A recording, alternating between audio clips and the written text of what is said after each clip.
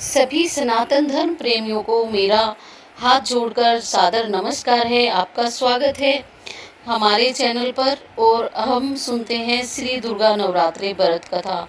इस व्रत में उपवास या फलाहार आदि का कोई विशेष नियम नहीं है।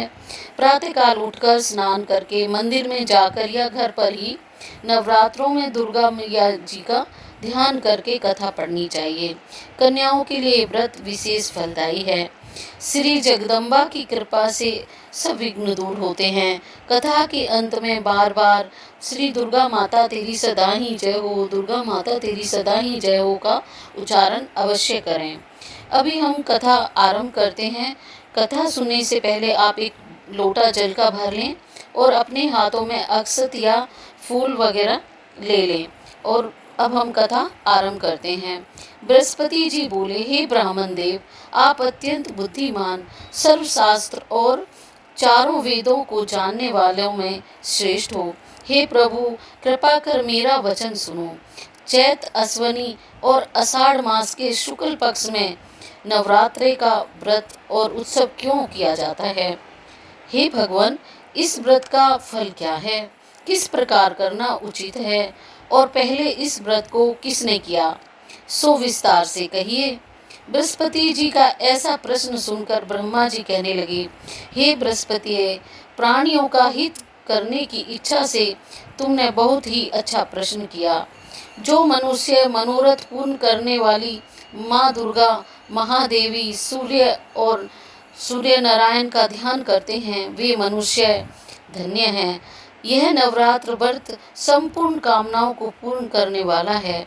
इसके करने से पुत्र चाहने वाले को पुत्र और धन चाहने वाले को धन, विद्या चाहने वाले को विद्या, सुख चाहने वाले को सुख, और इस व्रत को करने से रोगी मनुष्य के रोग दूर हो जाते हैं।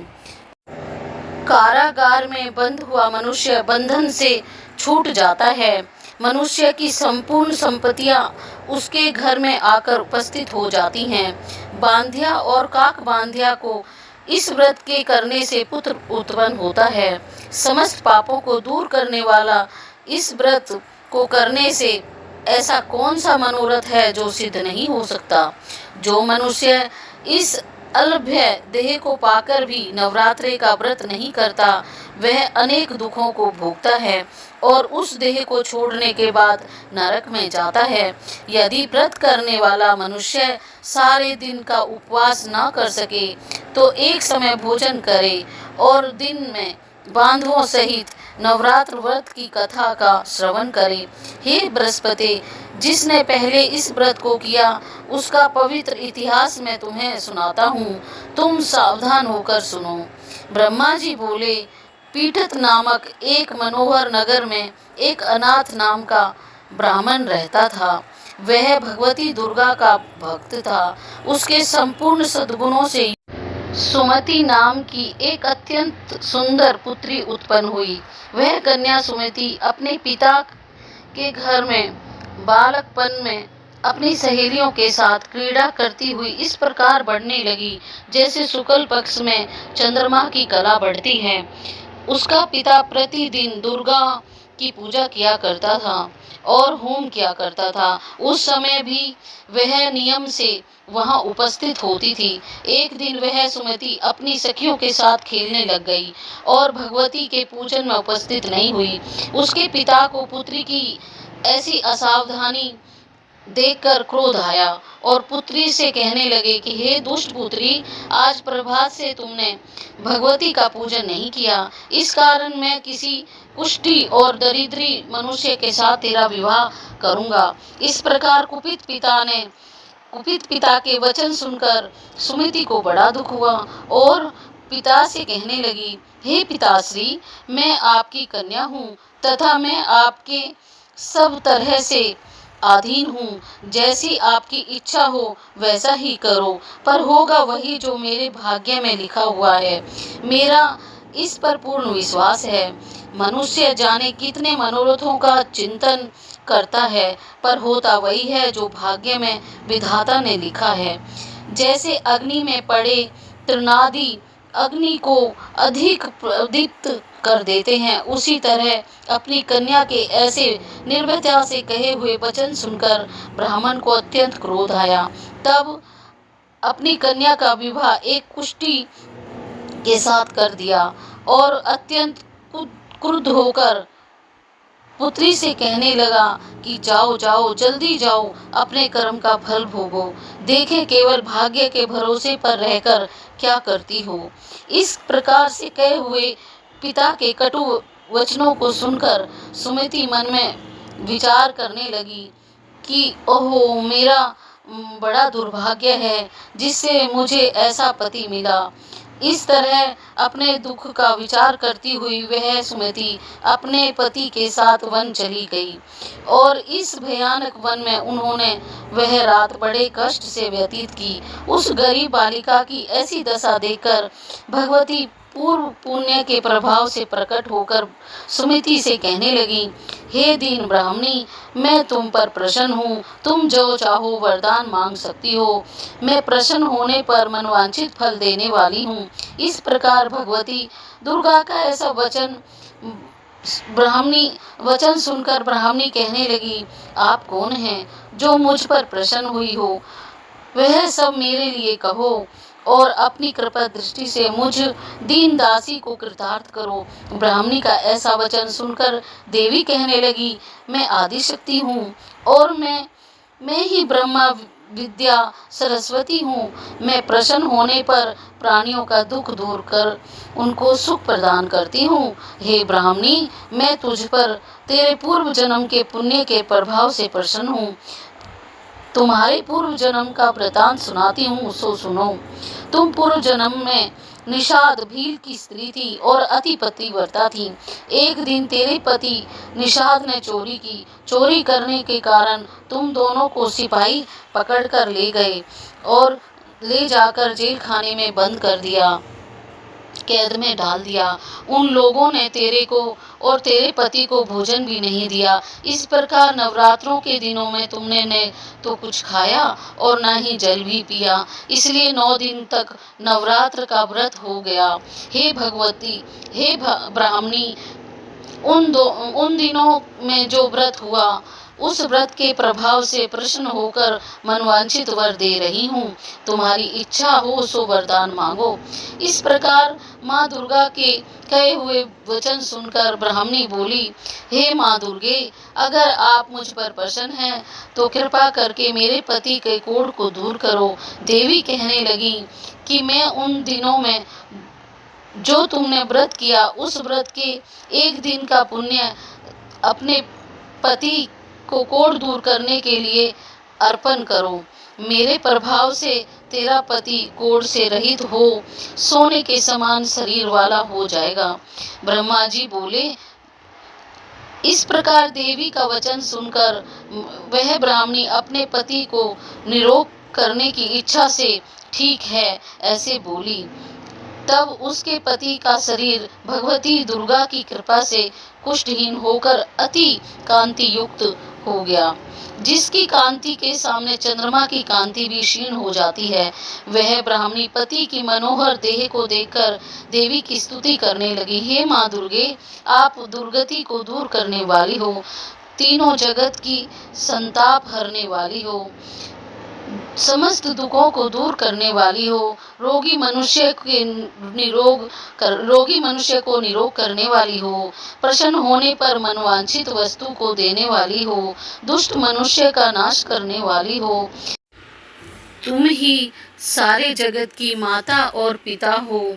हे अम्बे, मुझ अपराध रहित अबला की मेरे पिता ने कुष्ठी के साथ विवाह कर मुझे घर से निकाल दिया। उसकी निकाली हुई मैं पृथ्वी पर घूमने लगी। आपने ही मेरा इस आपत्ति रूपी समुद्र से उद्धार किया है। आपको मैं बारंबार प्रणाम करती हूँ। मुझ दीन की रक्षा करो। ब्रह्मा जी बोले, हे बृहस्पति, इस प्रकार उस सुमति ने मन ही मन देवी की बहुत स्तुति की।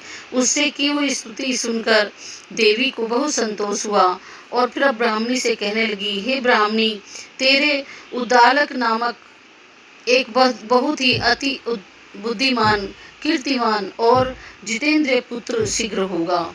ऐसा कहकर वह देवी उस ब्राह्मणी से फिर कहने लगी, हे ब्राह्मणी, और जो तेरी इच्छा हो वही मनोवांछित वस्तु मांग सकती हो।